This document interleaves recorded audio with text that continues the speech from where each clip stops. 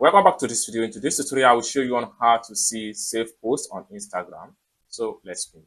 The very first thing you need to do is to open up your Instagram app.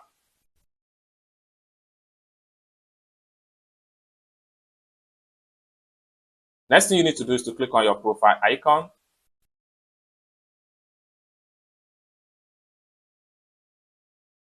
Next thing you need to do is to click on this three slider. Next thing you need to do is to click on saved.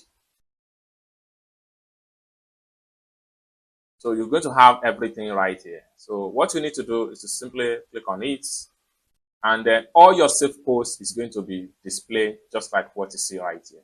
So basically, this is how to see your saved posts on Instagram. I hope you really got value for this video. If you find this video useful, give this video a big like, and also remember to subscribe to the channel for more useful tutorial about how best to use your Instagram account.